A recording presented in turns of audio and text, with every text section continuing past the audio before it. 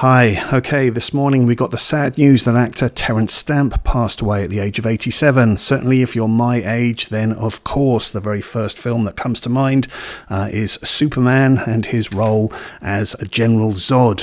What an absolutely fantastic role he had there. He signed on because of the opportunity of getting to work alongside Marlon Brando. But yeah, iconic role as General Zod, which he reprised in Superman 2. But Terence Stamp was a product of the swinging 60s. No Superman, that's not what the swinging 60s meant. Not bad that in his film debut he also managed to land himself an Oscar nomination for Best Supporting Actor. It was in Billy Budd in 1962, adapted from a novel by Herman Melville, who also wrote Moby Dick, and this was directed by Peter Ustinov and starred Robert Ryan. I actually still have this one to watch, which is quite shameful, so I will be getting to this very shortly.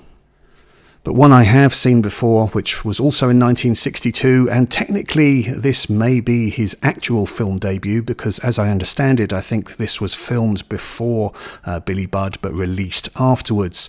Yeah, he's only got a small role in this one, but it's a very significant one. He really winds up Laurence Olivier, because he's a student and Laurence Olivier is a teacher in this one. So yeah, he gets quite aggressive in the film. It's a good little role for him, but yeah, great performance in this from Laurence Olivier and Simone Signoret. I have done a video talking about Term of Trial before.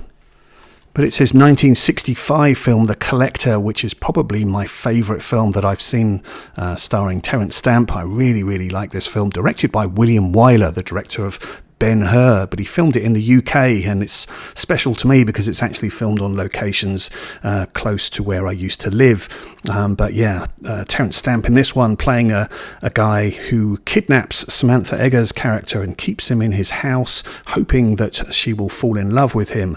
It could be a film that might seem very stage-like because it is basically all filmed within a house, but it's just brilliantly filmed, and Terence Stamp's performance in this is just outstanding, as is Samantha Eggar. I really love this film. You can get it on the Indicator label. And then his other significant film from the 60s was this one, Far from the Madding Crowd, adapted from the Thomas Hardy novel, directed by John Schlesinger, cinematography by Nicholas Roeg, co-starring the beautiful Julie Christie, and Alan Bates in this as well. But yeah, nice Laserdisc edition I have here. But again, shamefully, this is a movie I still haven't watched, so another one that I will be getting to very shortly. But yeah, Terence Stamp was a huge style and fashion icon in the 60s, and he was in a high-profile relationship with Jean Shrimpton, who had one film role in 1967 in Peter Watkins' Privilege.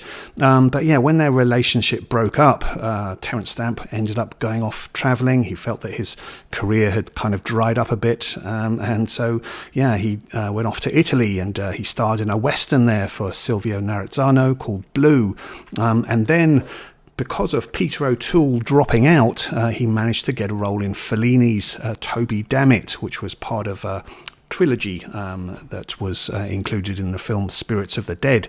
So yeah, that's quite a pretentious one, I think, but it does have some great moments in it.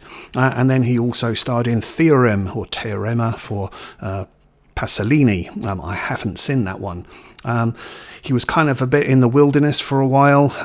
For me, the really significant film that was a comeback role for him was this one, The Hit, which you can get in the Criterion collection. But I must admit, I mainly watched this one because of John Hurt, and also there's an early role here for Tim Roth.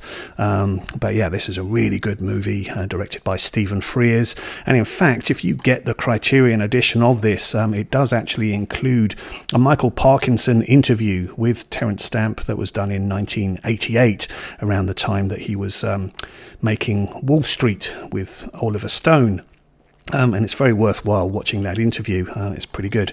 But yeah, The Hit, this was a really good movie. And yeah, the 80s did see him having sort of supporting roles in a number of movies, which included the likes of Alien Nation, Young Guns, and also Wall Street, amongst others, which I do have in my collection, but I'm not going to get them all out. But really the next really significant one, which I enjoyed, was this one, The Limey, directed by Steven Soderbergh. And in fact, Steven Soderbergh does an audio commentary on Billy Budd, the DVD that I just showed you earlier. But yeah, this is a really good crime one. Great role here for Terence Stamp. And then perhaps a surprising role that he did that got a lot of notoriety was when he starred as a drag queen in this one, The Adventures of Priscilla, Queen of the Desert.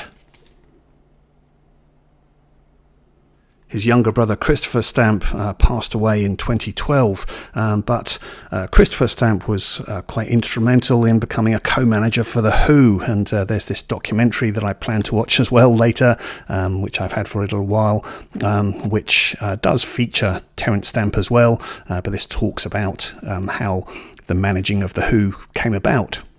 And then his last movie, as it turned out, was in Edgar Wright's Last Night in Soho in 2019.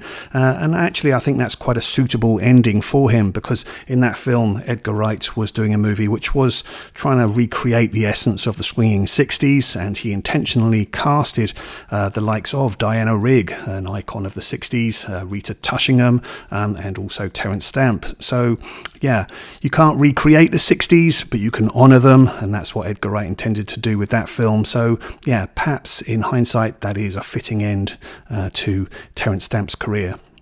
Okay, so yeah, obviously that's not a complete filmography of Terence Stamp, but those are the particular ones that came to mind for me. Like I say, it's crazy that I haven't seen Billy Budd and Far From the Madding Crowd, so I will definitely be watching those.